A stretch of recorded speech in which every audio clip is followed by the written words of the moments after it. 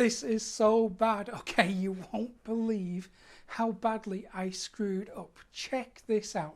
You're going to see how we took a website that was getting over 1,000 unique visitors every day, and we messed things up so much that the traffic dropped to less than 50 people a day, even though we use the exact same traffic sources consistently every single day.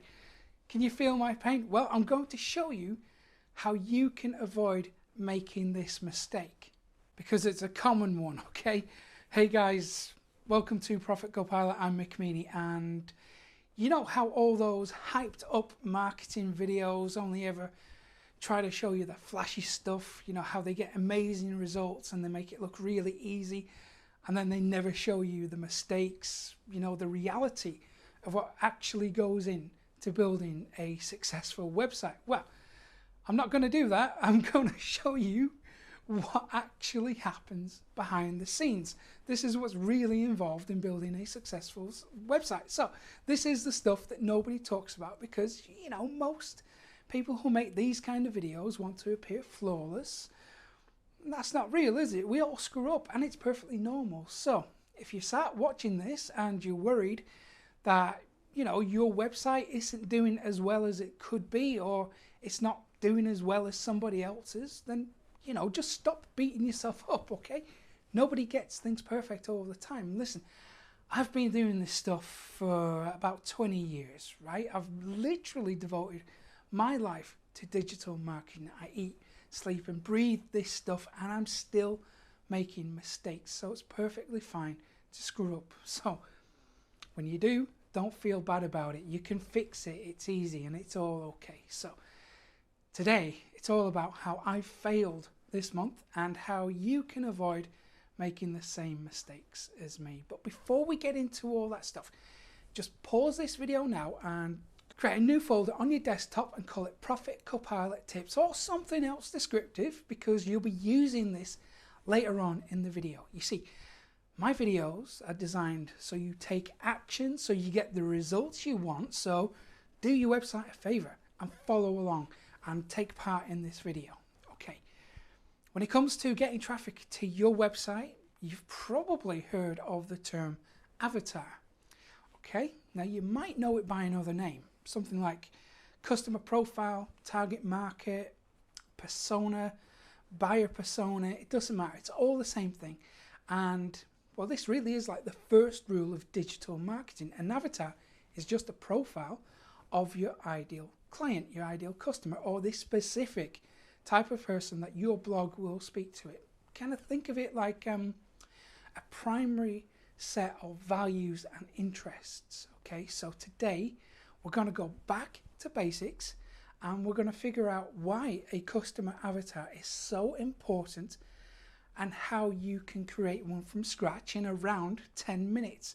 So I'll walk you all through it. So, you know, this is a crucial step, because if you mess this up, then you're not going to get anywhere.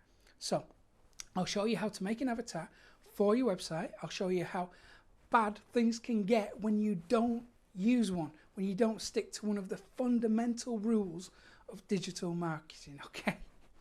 And if you don't get this right, then you're not going to be able to SEO your websites properly in a way that gets meaningful results anyway. So you're not going to be able to successfully build an email list, and you're not going to get the kind of conversions you want, so you won't make the kind of sales that you expect. You see, the first thing I ask any potential client is, who are you trying to speak to? Who are you targeting? And every now and then I get someone who thinks that their website appeals to everybody. Now, these clients are typically new. They're fairly new to the internet, so, you know, I have to gently explain that a website needs to operate within a fixed set of boundaries. So the content needs to be tightly focused and cater to one specific interest. Otherwise, it's not going to appeal to anybody. So have a look at the Google Analytics right now in front of you, and this is a test website that we started at the beginning of the month. This is a website that plays on controversy. It's a political website, but it's nothing too serious. We're only investing a few minutes a day into running this, and it's one we actually just set up to experiment with so we could try out a few new things. And as you can see, things started out pretty good. We're getting a good supply of traffic pretty quickly, and things look promising. Then towards the middle of the month it peaks, and then the traffic starts to fall off. And then we have this slow descent from thousands of people hitting the website down to just a fraction towards the end of the month. This is exactly what we don't want to see. Ideally, we want to see the traffic continue to grow, or at least level out to a consistent and stable amount. So what happened here is we didn't change the traffic source. We only made changes to the type of content that was being published. That was the only thing that changed. So we started with a new website, we drove traffic to it, and then somehow we steered off course and ended up going nowhere. So what happened? What went wrong, and can it be fixed? Well, firstly, yes, it can be fixed, and I'll explain how we're going to do that in a second. So you see, what happened here is when we first set up the website, we made an avatar, and it worked out fantastic. It was working really good. We knew who we were speaking to, we knew what kind of content to publish, and we knew where to promote it. So that's the information an avatar will give us. So those three things all worked perfectly together.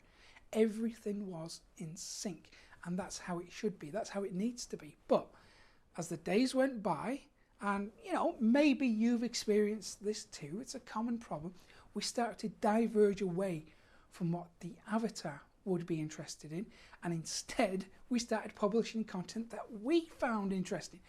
Now, everything else stayed the same. The promotional vehicles all stayed the same, and the traffic sources, they stayed the same. Nothing changed but the content. Now, because we often become emotionally attached to the projects that we're involved with, it's a perfectly normal thing to do. It's easy to lose focus on what's actually working and on what's producing the highest rewards. It's an easy trap to fall into. We all do it. And it's easy to start believing that just because we find something interesting, then other people will also find that thing interesting too. And that's not always the case, is it? Generally, that's pretty rare when it happens, unless you're talking to people who share that specific interest. But that's a normal trap that we all fall into. So you see, in this instance, the website started to serve our own needs instead of the needs of the avatar. And this is a very common mistake to make. You've probably made it at some point in the past, or you will in the future. So, okay, now we know why an avatar is important. How do we make one? Well, it's pretty easy to do, and we can delve really deep into avatars, and we can go into a lot of detail depending on what stage of the funnel you're focusing on, especially if you're planning to sell products or services. But for the moment, let's pull it back. Let's keep things really simple and just focus on the things that will drive the right kind of traffic to your blog posts. So at the moment, we're just focusing on the traffic element. So I'll give you an example right now, and you can use this as a template to build your own avatar. In this example, let's pretend that you have a blog, and that blog's all about making videos. I'm going to use myself as an avatar because I'm really into shooting videos, as you can tell, and I'm spending a lot of time researching and learning about it. In fact, I've been learning about shooting videos for around 10 years, so I'm fairly devoted to learning as much as I can about it. So let's pretend that you've got a blog and that's all about making videos, and the avatar might look something like this. Okay, on the left hand side we have a list of interests. Keep this as specific as you can. So start with an interest like shooting videos, and then drill down a little further and get more specific. Things like the types of cameras available. Now I've got a few different cameras, and I'm always looking at what's new. I also spend a lot of time reading about editing software, the production techniques, and how to get good results. Again, I use a couple of different software programs depending on what I want to achieve with a video. Now, another topic I invest a lot of time and money into is getting good audio for my videos. Now, at any one time, my desk is covered with 4 or 5 different microphones that I'm testing because each one is used in a slightly different way. Then, I'm always looking at places to host videos, which, isn't always YouTube, because I need to secure some of my videos and keep them exclusive for my customers. And then finally, lighting is another really important topic that I spend a lot of time learning about. So, when you have your own list of topics, you can almost think of these as the categories that you would have on your blog sidebar. So, right there, even with this quick example, we've got a ton of interests that we can use to target the right person with. Then next, we need to think about what your website visitors want to do. What do they want to achieve? In this case, the avatar wants to create high quality videos and they want to share solid information. So we need to make sure that the information we give them is, really good. It's solid information. Then we move on to the stuff that they want to avoid. So here we've got amateur advice. So I avoid information from people who don't have much experience. I also avoid cheap and low quality gear, and the production techniques that I learn have to be industry standard. And I'm not interested in taking shortcuts or cutting corners with the videos. So right, looking at these 3 sections, that's going to tell you precisely what kind of content to create for your audience. Okay, so now we need to find out where your avatar hangs out online. So here you're going to be very specific and you're going to embed yourself in online communities and contribute value to them. Or, you can pay to advertise on those communities instead. Either way, you're going to put your stuff in front of these people. And the important part is to remember that these are people who are specifically interested in the content you're creating. On this section of the worksheet, this is where you list all the Facebook groups that the people who you want to reach hang out in. So write down the URL of the Facebook groups, of the mailing lists they're on, the YouTube channels they subscribe to, and the forums they post on. Also include things like the Reddit sub-channels they use and the URLs of the blogs and the websites that they read. So write down the website addresses in this section, and now you know precisely where to promote your content.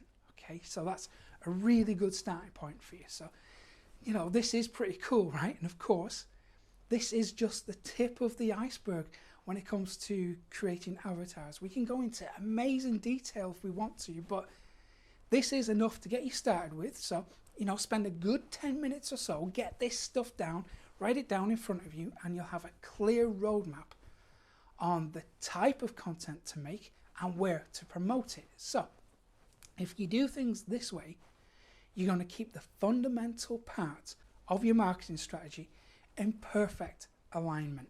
So the things you need to think about are, what are your ideal website visitors interested in? What makes them happy? What do they want to achieve? What makes them angry? What do they want to avoid? And then finally, where do they hang out? Which places do they go to? Where do they congregate in large numbers on the internet? Okay. Remember at the start of this video, I asked you to make a new folder on your desktop. Well, that's because I'm actually giving you a copy of the worksheet that we've been using today. So you can download a blank copy right now, just print it out, fill in the gaps, and you'll have your own avatar done in about 10 minutes. And when you do that, I can almost guarantee that if you match the right content to the right audience, you will experience a greater level of success as a result. And remember at the start when I showed you the stats from a test website that we started a few weeks ago? Remember how it got, a decent amount of traffic at the beginning, but then because we didn't stick to the avatar, we lost a lot of traffic? Well, the fix is really simple. We just started using the avatar again. So everything we published had to be in line with what the avatar wants and not what we want. I mean, that's simple stuff, right?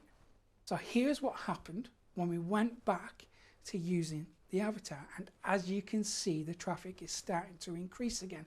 It's going back in the right direction now. And this happens fairly quickly because we're putting the right content in the right places. Right, today you've seen what happens when you don't use an avatar, and that means driving traffic to your website becomes very difficult.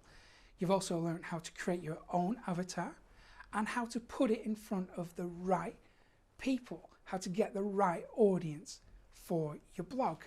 Okay, so hope you found this to be immensely valuable, and if you have, then you might like some of my other videos, and you can get them when you go to profitcopilot.com/subscribe and jump on the mailing list. Okay, so that's about it from me for today. Thank you for checking this out, and I will see you again next week. Take care, guys.